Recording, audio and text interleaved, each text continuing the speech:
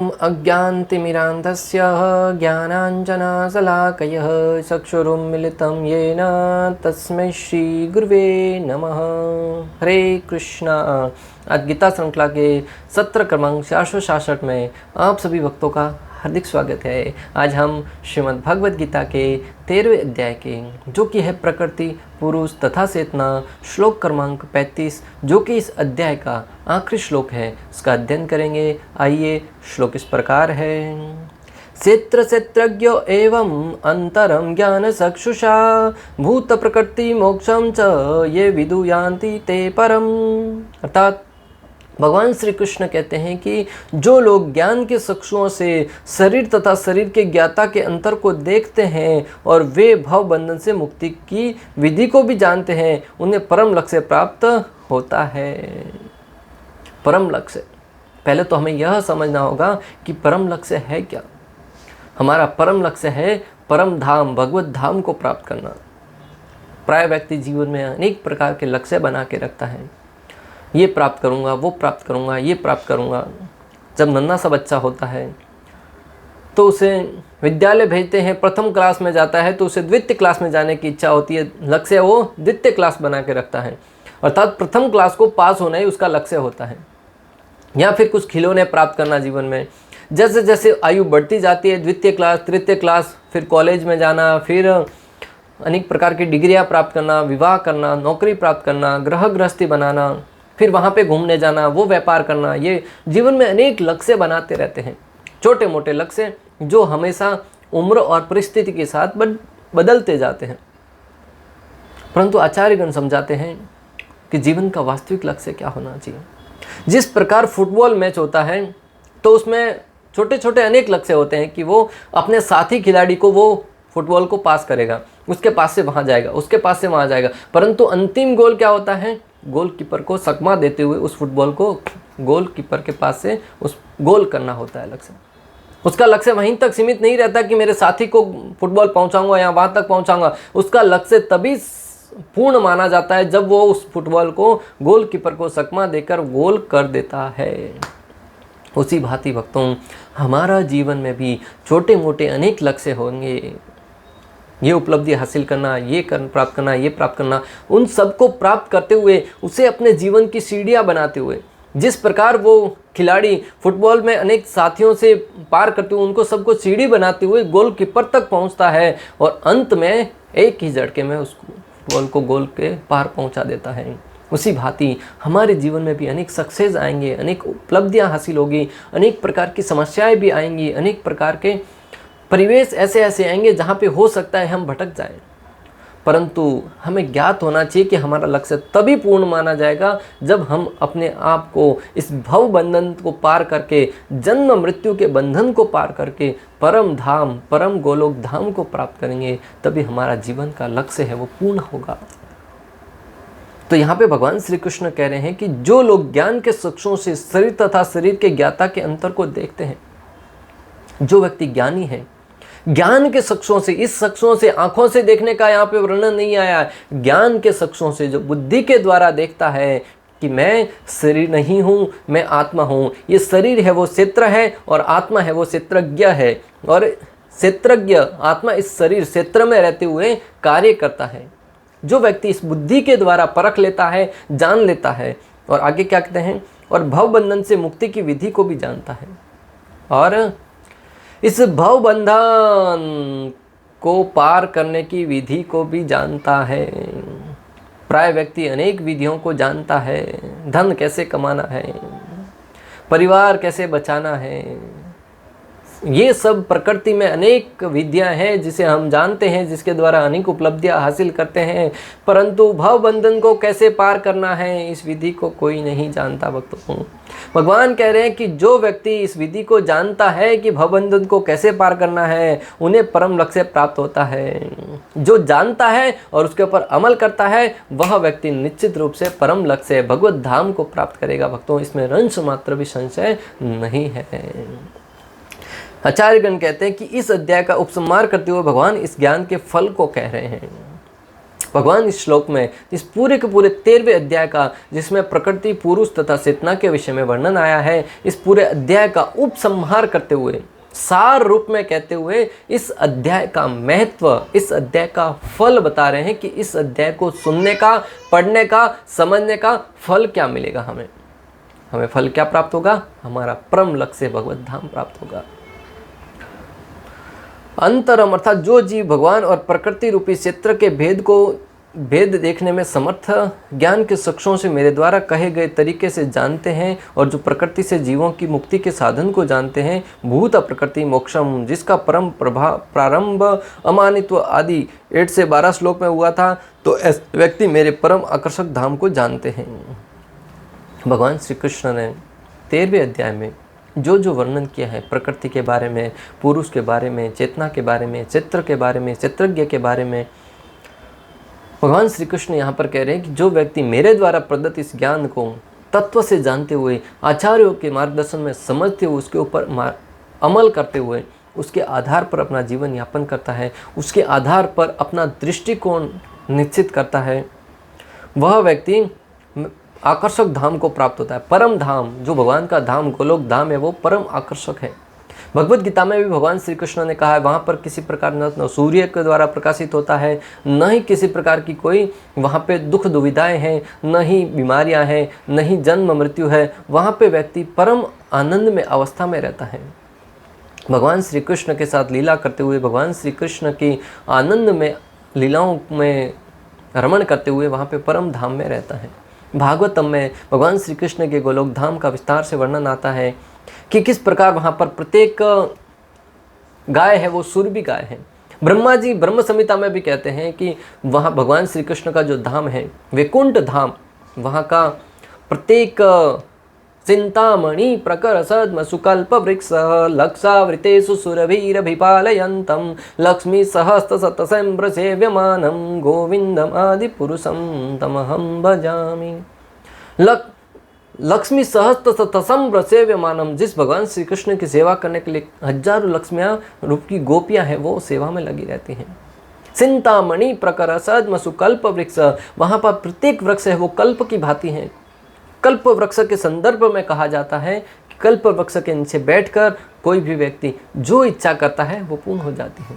तो भगवान के धाम में प्रत्येक वृक्ष है कल्प वृक्ष है।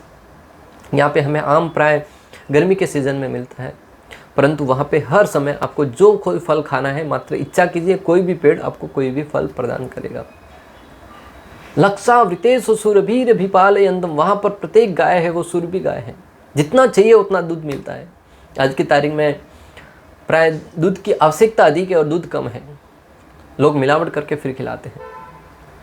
हमें लगता तो है हम दूध खा रहे हैं, 70 रुपये, 80 रुपये, 100 रुपये देकर लीटर खरीदते हैं, परंतु इसकी प्रामाणिकता की कोई पुष्टि नहीं करता कि ये प्योर दूध ही है, जिसे खाकर व्यक्ति खाता तो है सेहत बनाने के लिए, परंतु सेहत बिगड़ जाती है। इसके लिए तो आजकल के डॉक्टर है वो प्राय कहते हैं कि घी मत खाओ, दूध मत खाओ, मत खाओ। क्यों कहते हैं? दूध में कोई खराबी नहीं है, घी में कोई खराबी नहीं है, परंतु मिलावट वाला घी खाने से शरीर है वो उल्टा खराब होता है। 500 रुपये में घी मिलता है, कहाँ से परवड़ेगा भक्तों?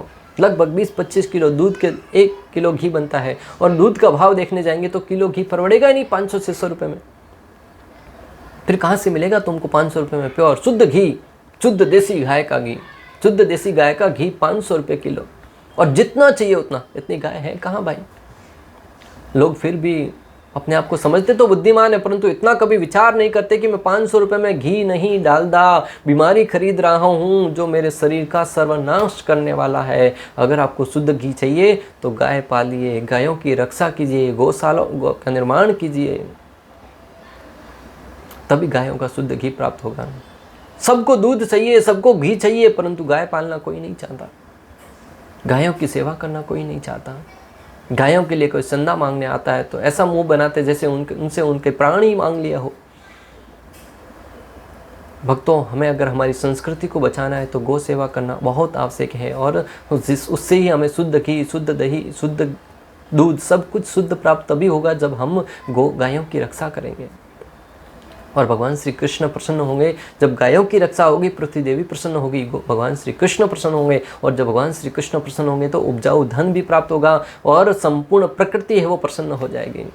अतः भले हिंदू, मुस्लिम, सिख, ईसाई कोई भी क्यों न हो, गायों की रक्षा करना हमारा कर्तव्य है। कोई व्यक्ति अपनी माता के रूप में मानता है, कोई भले एक प्राणी के रूप में ही क्यों न माने, लेकिन उनकी रक्षा करना हमारा उद्देश्य होना चाहिए भक्तों। खैर, हम कह रहे थे कि जब व्यक्ति परम लक्ष्य को प्राप्त करेगा, उसमें अनेक प्रकार की सुख सुविधाएं हैं। भगवत धाम के बारे में वर्णन करते हुए ब्रह्मा जी वहाँ की स्थिति के बारे में वर्णन कर रहे थे, उसके संदर्भ में हम यहाँ पर चर्चा कर रहे थे। तो जो भगवान श्री कृष्ण कहते हैं कि जो इस अध्याय को पूर्ण रूप से समझ लेता है, भगवान के कहे अनुसार उसके दृष्टांतों को जानते हुए, समझते हुए, उसको अनुभव करके उसके आधार पर समझता है, वह व्यक्ति भगवान के परम धाम जाने का अधिकारी बन जाता है। जो प्रकृति के परे है और जिसे आध्यात्मिक आकाश कहा जाता है, भगवान का धाम है, वो इस प्रकृति से परे है और आध्यात्मिक आकाश जिसे कहा जाता है। इस 13वें अध्याय का तात्पर्य यही है कि मनुष्य को शरीर के स्वामी तथा परमात्मा के अंतर को समझना चाहिए। श्रील प्रभुपाद तात्पर्य में बताते हैं, इस 13वें अध्याय का यही सार है कि मनुष्य को इस शरीर के स्वामी और परमात्मा के अंतर को समझना है। प्राय व्यक्ति शरीर को अपना मान बैठता है और इस शरीर के अंदर रहने वाले आत्मा को ही भगवान बना बैठता है, या फिर परमात्मा को निराकार कहकर संबोधित करता है, या शरीर से संबंधित किसी भी अवलोकनों को जान लेता है। या कई लोग तो मूर्ख ऐसे हैं जिसे कोई लेना देना ही नहीं है, शरीर क्या है, आत्मा क्या है, परमात्मा क्या है, प्रकृति क्या है, कोई लेना देना नहीं है, पशुओं की भांति जीवन निर्वाहन कर रहे हैं। हाँ, श्रील प्रभुपाद कह रहे हैं कि हमें जानना चाहिए कि मैं कौन हूँ, कहाँ से आया हूँ, आत्मा कौन है, परमात्मा क्या है, उस परमात्मा को प्राप्त करने की विधि क्या है, उस परमात्मा को प्राप्त करके हमें क्या लाभ होगा, और भगवान का धाम क्या है। इस आध्यात्मिक ज्ञान के विषय में जिज्ञासा करना ही हमारे मनुष्य जीवन का उद्देश्य है। उस श्लोक 8 से लेकर श्लोक क्रमांक 12 तक में वर्णित मुक्ति की विधि को जानना चाहिए, तभी वह परम गति को प्राप्त हो सकता है। 13वें अध्याय के श्लोक क्रमांक 8 से 12 में जो हमने पढ़ा था, उसके विषय में जब कोई पढ़कर उस मुक्ति की विधि को जानेगा, तभी हमें परम गति को प्राप्त कर पाएंगे। श्रद्धालु को चाहिए कि सर्वप्रथम वह ईश्वर का श्रवण करने के लिए सत्संगति करे और धीरे धीरे प्रबुद्ध बने। श्रद्धालु, जो श्रद्धावान है, उसको प्रारंभ में चाहिए कि उस परम ईश्वर के विषय में जानने के लिए श्रवण करे, भगवान के विषय में। भगवान कौन है, भगवान की स्थिति क्या है, भगवान किस प्रकार हमारा पालन पोषण करते हैं, वो कहाँ से जान पाएंगे हम? शास्त्रों से, प्रमाणित ग्रंथों से। आजकल लोग भगवान के विषय में भी टीवी सीरियल के माध्यम से जानने का प्रयास कर रहे हैं, जिसे मात्र आज के लोक कलाकारों ने धन कमाने का जरिया बना रखा है। आज टीवी इंडस्ट्री आने के बाद से बॉलीवुड, हॉलीवुड, वहाँ से मात्र और मात्र हमारे आर्थिक संस्कृति को पथभ्रष्ट ही किया है, हमारे धर्म के ऊपर प्रहार ही किया गया है, जिसमें कई प्रकार से गलत तरीके से हमारे धर्म को प्रस्तुत किया जाता है। सनातन धर्म को कलंकित करने का प्रयास किया गया है, जिसमें अनेक साधुओं को नशा करते हुए या पराई स्त्रियों के साथ संग करते हुए ऐसा दृश्य दिखाया जाता है जिससे स्वयं सनातन धर्म प्रेमियों को ही उसके ऊपर से श्रद्धा उठ जाए। मंदिरों में गलत कार्य करते हुए बताया जाता है। ऐसी अनेक वेब सीरीज आती है जिसमें साधु संतों को गलत कार्यों में प्रवृत्त होते हुए दिखाया गया है। ऐसी अनेक मूवी आई है जिसमें भगवान श्री भोलेनाथ के ऊपर अभिषेक करने को ही वर्जित माना बताया गया है। कहते हैं कि शिव जी के ऊपर दूध चढ़ाने से अच्छा है गरीब को दूध पिला दीजिए। अरे मैं उनसे पूछना चाहता हूँ जो उसमें प्रश्न उठाते हैं, वो कितना लीटर गरीबों को दूध बांटते हैं? भाई, दूसरों को तो उपदेश देना बड़ा आसान है, तुम शिव जी को मत चढ़ाइए लेकिन गरीबों को बांट दो। भाई, तुम कितना बांटते हो? प्रश्न उठता है कि जो व्यक्ति शिव जी को दूध नहीं चढ़ाता, उस व्यक्ति ने आज तक कितना दूध गरीबों को बांटा? जब हम जानने जाएंगे तो पता लगेगा कि 0%, 1 रुपए का दूध गरीबों को नहीं बांटते हैं। और जब ज्ञान देने की बात आती है तो बड़े बड़े लोग आकर ज्ञान देने लगते हैं। आज के जो बॉलीवुड के तथाकथित अपने आप को हीरो हीरोइन समझते हैं, वो स्वयं पूर्ण रूप से नशे की वस्तुओं में लिप्त हैं, पूर्ण रूप से अनेक प्रकार के गांजा, अफीम, सर्स, पूर्ण रूप से नशा करने वाली वस्तुओं में लिप्त हैं। और जब होली दिवाली आती है तब ज्ञान बांटते फिरते हैं। भाई, पटाखे मत फोड़ना, भाई दीपक जलाना और सीधे साधे दीपक जलाना, कलर मत उड़ाना, पानी वेस्ट मत करना। क्यों भाई? जब तुम्हें नशा करते हुए, अनेक प्रकार का जुआ खेलते हुए, मांसाहार करते हुए, परस्त्री संग करते हुए, जब तुम्हारा कोकीन, हीरोइन जैसे ड्रग्स लेते हुए तुम्हारा दम नहीं घुटता तो दीपावली के पटाखों से दम घुटता है क्या? बड़े बड़े लोग आके उसके ऊपर ज्ञान देने लगते हैं और हम प्राय सनातन धर्म प्रेमी बहुत ही सरल स्वभाव के हैं। अपने त्योहारों को मनाने में भी अनेक प्रकार के ऐसे लोगों का मार्गदर्शन सुनते हुए उसके साथ समझौता कर बैठते हैं। उनको ज्ञान देना चाहिए कि तुम क्या कर रहे हो, तुम कौन सा मार्गदर्शन कर रहे हो। मात्र जब धर्म की बात आती है तब ही तुम्हें क्यों ज्ञान देने की बात आती है, अपने जीवन में पालन करने की बात आती है तब तुम कहाँ चले जाते हो। आज एक भी ऐसा व्यक्ति बता दीजिए जो उस गलत व्यक्ति को गलत बोल सके।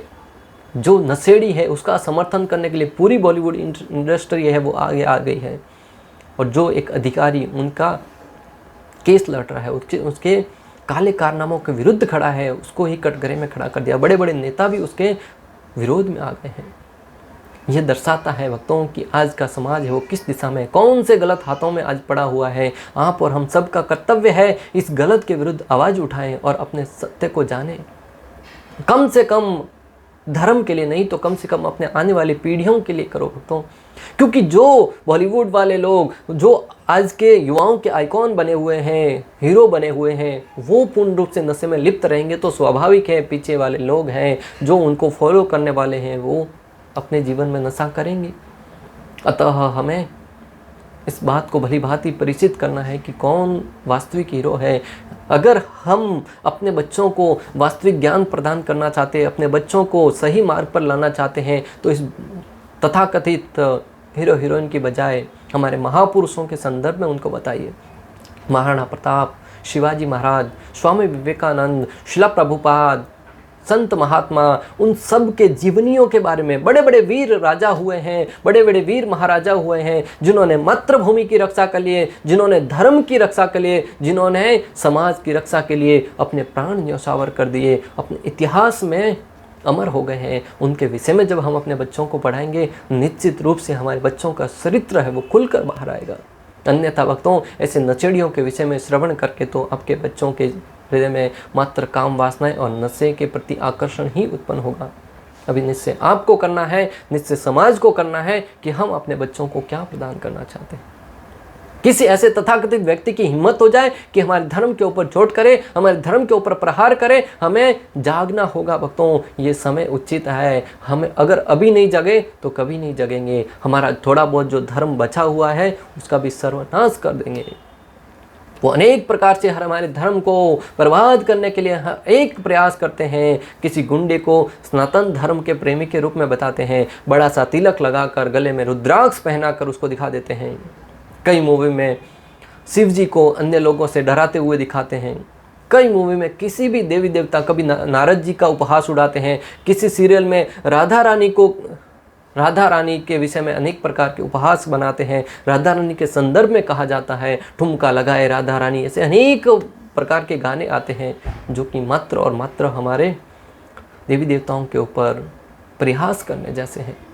और हम इतने दुर्भाग्यशाली, हम इतने बुद्धिहीन हैं भक्तों की हमारे धर्म की तौहीन होते हुए हम बड़े चाव के साथ जाकर देखते हैं। मात्र देखते ही नहीं, बहुत सारा धन भी लेके आते हैं। 500 रुपया, 1000 रुपया, 2-2 हज़ार रुपये का टिकट खरीद कर, वो भी लाइन में लगकर उसको टिकट को खरीद कर उस मूवी को देखते हैं और अपने धर्म को बर्बाद करने का हिस्सा बनते हैं और कहते हैं कि हमारा धर्म तो आज भी बर्बाद हो गया है।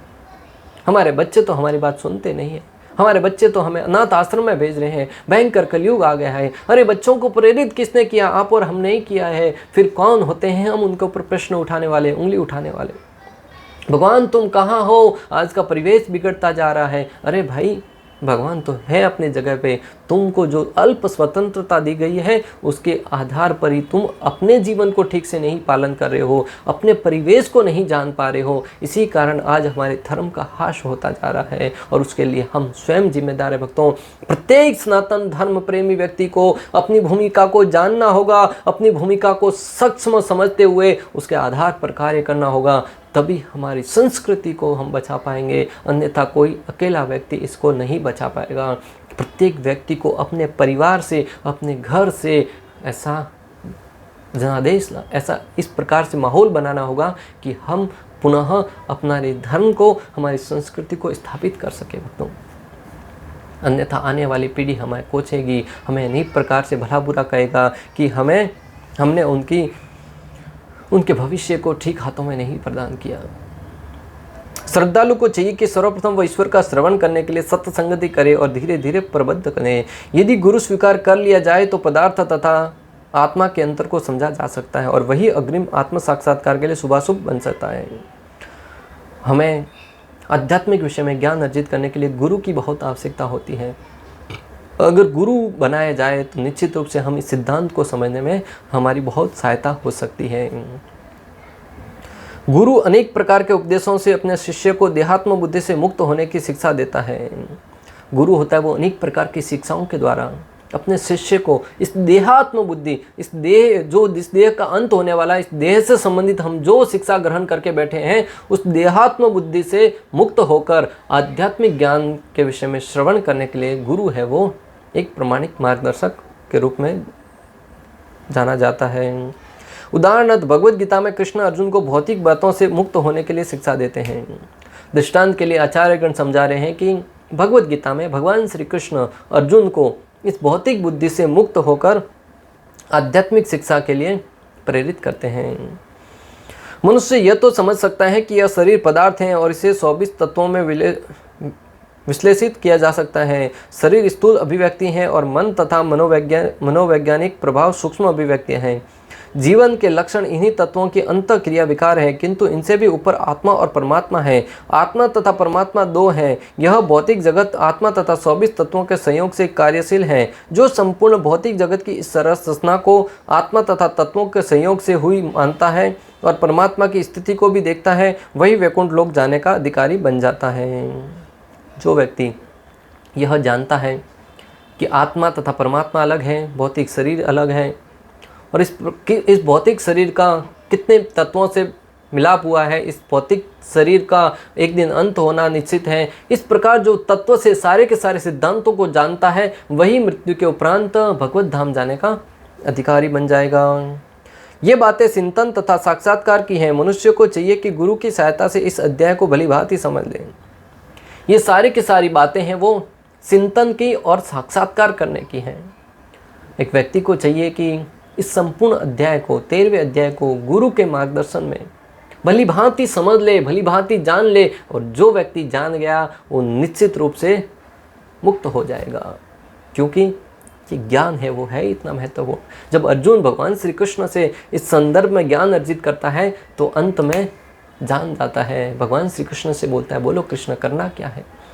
उसी बात ही आप और हम भी गुरु के मार्गदर्शन में इस ज्ञान को अगर समझ गए, ज्ञान को जान लिया, निश्चित रूप से हम भव बंधन से पार करने के लिए जिज्ञासा करेंगे और हमारी परम गति को प्राप्त करना सुनिश्चित है।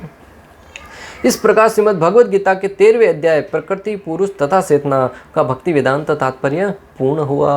अंत तक हमारे साथ बने रहने के लिए आप सभी का हृदयपूर्वक, प्रेम पूर्वक बहुत बहुत धन्यवाद। श्रील प्रभुपाद की जय, श्री श्री राधा गोपीनाथ भगवान की जय, श्रीमद् भगवद गीता की जय। हरे कृष्णा कृष्ण कृष्ण हरे हरे, हरे राम राम राम।